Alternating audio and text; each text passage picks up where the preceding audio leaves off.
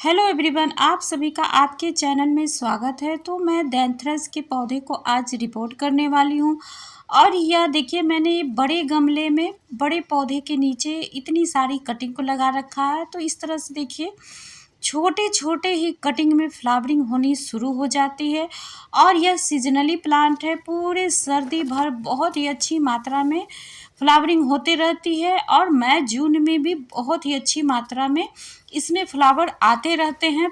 सर्दियां ख़त्म हो जाने के बाद भी पूरी गर्मियां फ्लावरिंग इसमें होते रहती है। तो इस तरह से देखिए, यहाँ पे देखिए दूसरे कलर का भी यह मेरा प्लांट है। और बहुत सारे ही इसके कलर मिलते हैं नर्सरी में, बहुत ही कम प्राइस में यह पौधा मिलता है। यहाँ पे देखिए, तो इस तरह से देखिए, अगले सीजन के लिए आप इसको बचा के रख सकते हैं। बहुत ही आसान सा तरीका है। एक छोटी सी कटिंग आप इसको मिट्टी में दबा दें, इस तरह से बहुत ही सारे पौधे आपके बनते चले जाएंगे। तो इस तरह से देखिए, मैंने ग्रो बैग में भी कटिंग को लगा रखा है और छोटे से ही पौधे में फ्लावरिंग होते रहती है और बहुत ही ज़्यादा मात्रा में फ्लावरिंग होती है। तो चलिए, इस पौधे की पहले केयर के बारे में बात कर लेते हैं। तो यहाँ पे सबसे पहले जितने भी फूल आते हैं और खिल के जो सूख जाते हैं, उनको हटा देना है सबसे पहले। इस तरह के जब हम फूलों को हटा देते हैं तो पौधे की एनर्जी बच जाती है और जो भी एनर्जी इसके पास रहती है वह अपने आप को हाई स्पीड से ग्रो करने में लगाता है और ज़्यादा से ज़्यादा मात्रा में कलियां बनाता है और ज़्यादा से ज़्यादा मात्रा में फ्लावरिंग देता है। तो इस तरह से पौधे हमारा बहुत ही ज़्यादा घना हो जाता है, पिंचिंग भी हो जाती है। तो इस तरह के काम ज़रूर करें। और दूसरा, इसके साथ आप पूरे गर्मी में भी इसको पूरी तरह से धूप में रखें।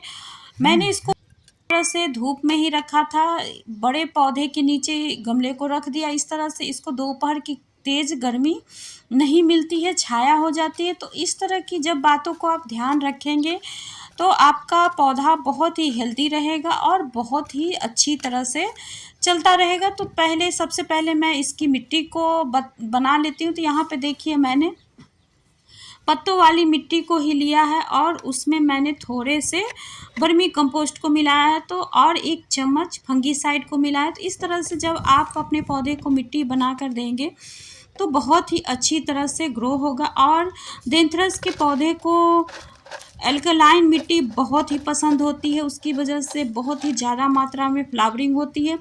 तो उसके लिए आप या तो मिट्टी में राख मिला लें। मेरे पास जल जाने के बाद जो लकड़ी के टुकड़े बचे हैं उनको मैंने यहाँ पे मिलाया है। तो लकड़ी के टुकड़े फंगीसाइड का भी काम करता है और बहुत ज़्यादा मात्रा में इससे फ्लावरिंग भी होती है और इससे ड्रेनेज हॉल भी अच्छा रहता है पौधे में। तो इस बात का ज़रूर ध्यान रखें। और इस तरीके से आप मिट्टी बनाएंगे तो अभी मानसून की शुरुआत हो जाएगी और हम इस पौधे के को गर्मी में बहुत ही आसानी से बचा लेते हैं, लेकिन मानसून आते ही ज़्यादा इसमें वाटरिंग शुरू हो जाती है।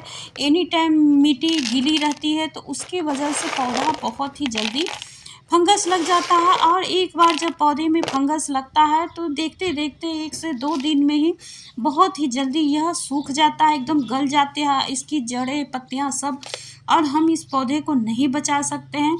तो उसके लिए आप जैसे ही बरसात शुरू हो तो पौधे की गमले को आप ऐसी जगह रख दें जहां पानी की मात्रा कम इसे मिले, तो पौधा बहुत ही अच्छी तरह से बरसात में भी बच जाएगा। और महीने में 1 बार इस पे फंगीसाइड का स्प्रे ज़रूर करें। तो इस तरह से पौधा हेल्दी बना रहेगा। और इसकी जब मानसून शुरुआत हो तो उस समय इसकी सॉफ्ट प्रूनिंग कर दें। तो इस तरह से पौधा अपने आप को बचाने में अपनी जितनी भी एनर्जी रहेगी उसको लगाएगा। तो यहाँ पे मैंने इसके छोटे से ही गमले का चुनाव किया है, क्योंकि इसकी जड़ें ज़्यादा नहीं गहराई तक जाती हैं और छोटे से छोटे गमले में भी बहुत ही अच्छी तरह से यह ग्रो करता है। तो यहाँ पे देखिए, मैंने इसको भी ग्रो बैग में कटिंग से ही लगाया था और देखिए एक छोटी सी कटिंग में कितनी अच्छी मात्रा में फ्लावरिंग हुई है। तो देखिए, थोड़े से मैं मिट्टी को निकाल दे रही हूँ, क्योंकि इसकी जड़ों को मैं अभी छेड़छाड़ नहीं कर रही हूँ, क्योंकि अभी जून का महीना है, तेज़ धूप हो जा रही है और पौधा अगर मैंने जड़ों को थोड़ी सा भी छेड़छाड़ किया तो सूखने का चांस रहता है। तो इस तरह से पौधा बहुत ही नाज़ुक होता है और इसको थोड़े-थोड़े ही देखभाल में हम बहुत ही आसानी से इसको बचा सकते हैं। तो इसको अभी पूरे धूप में आप रखें और बहुत ही अच्छी तरह से यह चलता रहेगा। मई जून में बहुत ही अच्छी मात्रा में फ्लावरिंग होते रहेगी। तो देखिए मैंने इसको हल्के-हल्के हाथों से ही इसकी मिट्टी को दबा दिया। जब भी इस तरह के पौधे को आप लगाएँ तो हल्के हाथों से ही मिट्टी को भरें, नहीं तो जड़ें बहुत ही सॉफ्ट इसकी होती है, टूटने का भी चांस रहता है। तो यहाँ पे जब दबाव देकर हम मिट्टी भरते हैं तो जड़ें टूट जाती हैं। तो इस तरह से जब हम मिट्टी हल्के हाथों से भरते हैं और जब हम इसमें पानी को डालेंगे तो मिट्टी बहुत ही अच्छी तरह से एडजस्ट हो जाएगा और पौधा बहुत ही अच्छी तरह से हमारा ग्रो भी करता रहेगा। तो देखिए इसमें मैंने थोड़े से ही पानी को डाल दिया और मेरे टेरेस में इसको हैंगिंग लगाने के लिए ऐसी कोई जगह मुझे नहीं दिखाई पड़ी, तो मैंने जुगाड़ लगा लिया है और उसके लिए मैंने यहाँ पे देखिए चंपा के पौधे में ही छड़ से इसको लटकाने के लिए इस तरह से बना दिया है। और चंपा के पौधे बहुत ही हेल्दी हैं, इसकी मिट्टी भी हल्की है, तो यह बहुत ही खूबसूरती से इसमें हैंगिंग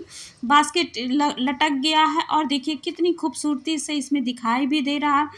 तो चलिए मैंने जुगाड़ कर तो पौधे को लटका दिया है और आप सभी का बहुत बहुत धन्यवाद।